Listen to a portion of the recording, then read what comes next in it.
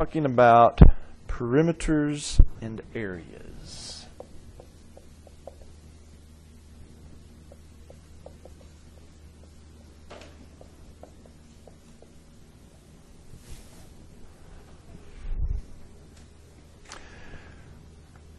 I already mentioned a little bit in a previous talk there about perimeter. Let's talk a little more about it. Perimeter is just measuring the distance around a figure.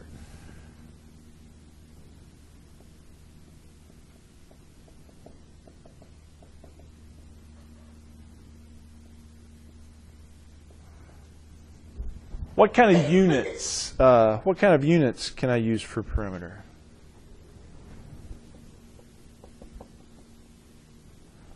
Just the basic units, right? Depending on what type of measuring device I want to use. I can have feet, yards, meters, miles. We have a bigger figure, right?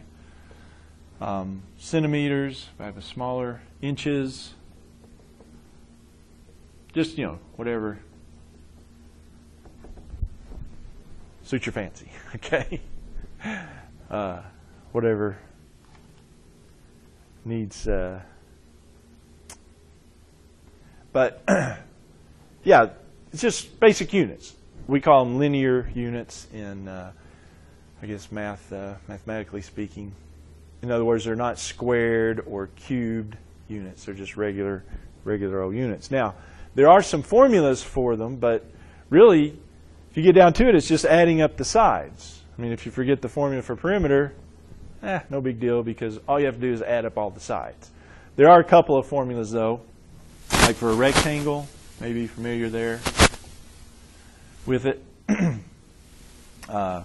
Usually on a rectangle, you call the two distances the side lengths. You call one the length, the other the width. So you've got L and W, length and width. So the perimeter, measuring the distance around there, well, we've got an L plus a W plus another L plus another W, so you've got two L's plus two W's. One way you see that formula. But again, forget the formula, just add up all the sides, okay? Then for the square, there'd be a nice little formula for it, wouldn't there? Because on a square, all the sides are the same. Usually they call it S. So what would be the formula?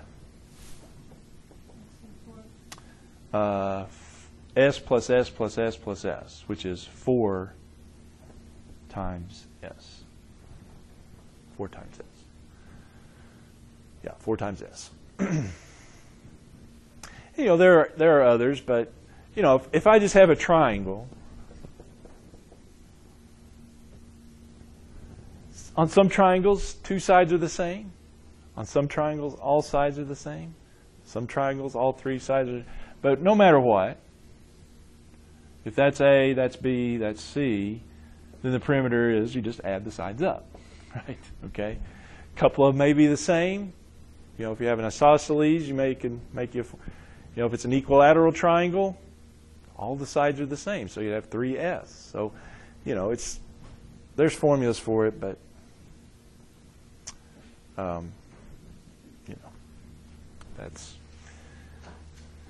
that's the thing on perimeter. You can just add up the sides. Okay.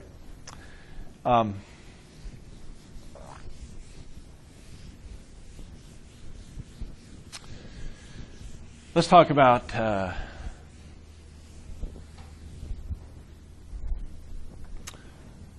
area, though, a little bit, because area formulas are much more important. Area, we're talking about what? Surface covered.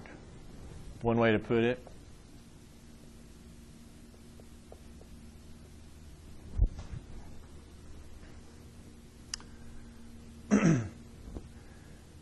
What's on the inside is what we're talking about.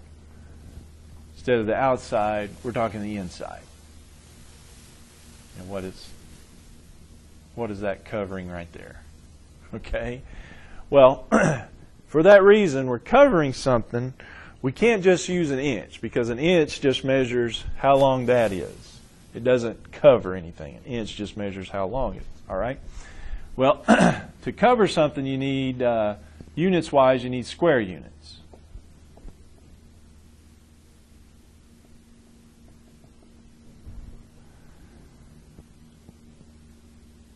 Here's what I mean. Say that's an inch by inch. If I can figure out how many of those 1 inch by 1 inch, that's obviously exaggerated a bit, that's a little bigger than an inch. But let's say it is 1 inch by 1 inch. How many of those little squares does it take to cover that? That figure right there. How many of those little squares could I fit in that? That's the idea of area, isn't it? So the units are these squared units. Inches squared. And that's going to be our designation. Square inches for square inches, but you know, centimeters squared, feet squared, yards squared. Any of those units, you can square them. That's the units for area. How many of those inch by inch squares cover that, or how many centimeter by centimeter square?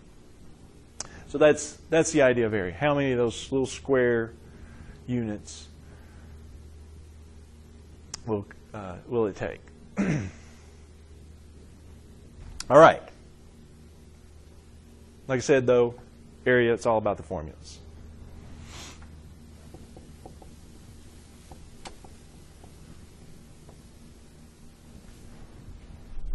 Hopefully you know some of these. What I like to do, though, is go through kind of the process here of showing you where these formulas come from. Maybe it's helpful to remember them.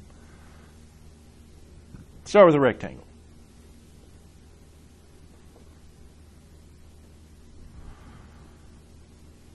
Got an L and W.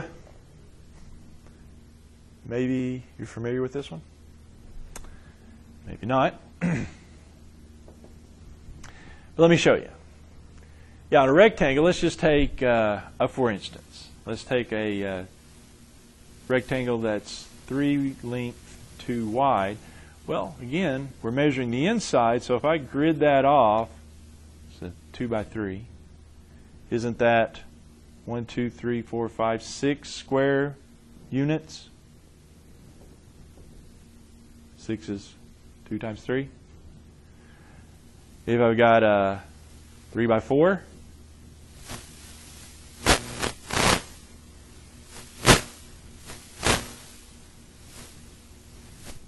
yeah, not exactly square ones, but let me do it better. 1, 2, 3, 4, 1, 2, 3. Okay. So that's 4, 3. All right. 1, 2, 3, 4, 5, 6, 7, 8, 9, 10, 11, 12. Area is 12. 4 times 3. So you take the length times your width. That gives you the area of a rectangle. The square, well, it's just kind of a specialized rectangle, isn't it?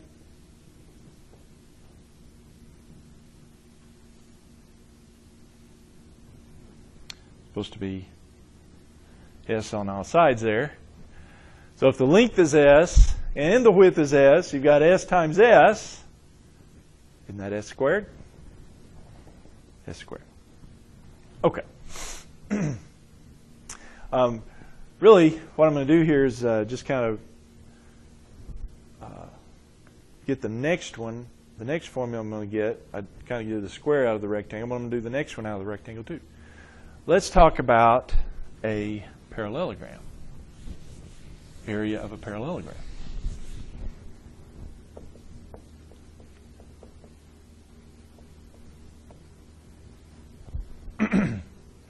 On a parallelogram, you need 2 measurements. Parallelogram, you got parallel sides, 2 sets. Well, you need to know the length of one of them. Call it the base. And you don't need, actually, you could get it, but you don't need the other length. What you need is this measurement here, which is the perpendicular, or the length perpendicularly, 90-degree, in other words, length between this side here and then the other side parallel to it. It's called the height. That's what you need for a parallelogram to measure the area. Here's why. Anybody know that one? Well, here it is. Let me draw another one right over here, so I can cut it up, so to speak. All right. Well, your height, you can measure it. I mean, it's the same height here as it is here. Let's say, and I could cut it anywhere, but let's say I take that little height right there, base here, and cut the parallelogram right along that height right there. So I get two pieces.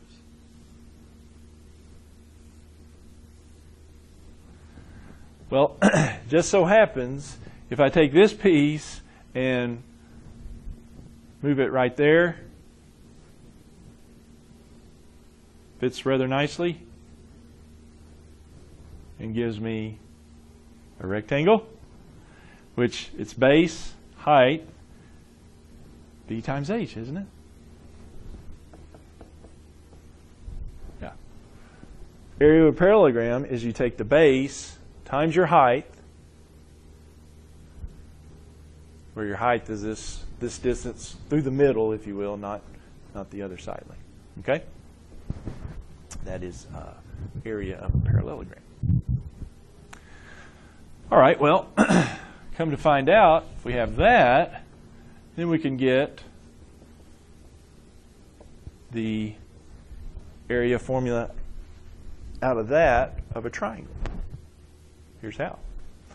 On a triangle, also you need a base and a height. Base, call one of the sides base, and then the height is perpendicular to it, distance. Doesn't matter which one you call the base. You know, usually the one on the bottom they call the base, but we can do the same thing for this side. Do that, and then the height across to there. Either one. Well, here's the thing on that. Let me draw a little more pronounced one. The thing on this is, what I'm going to do is I'm going to get a second triangle, exactly the same, and let me twist it around here. Let me make it even more pronounced. Okay, so I'll make a second triangle, same exact shape. And let's flip that around, take this side and match it up to this side, of course. And what you wind up with is this, isn't it? That's the same as that, just that one's just kind of twisted over. Which is, what shape is that? It's a parallelogram, isn't it? Well, the parallelogram is base times height. That's B, that's H. But I'm only interested in this triangle.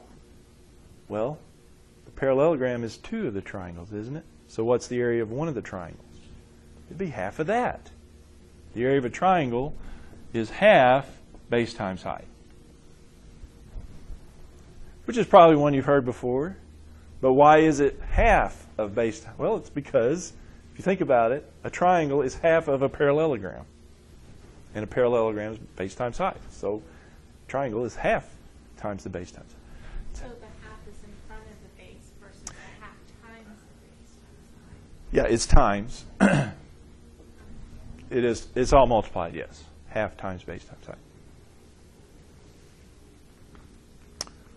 Okay? All right, well,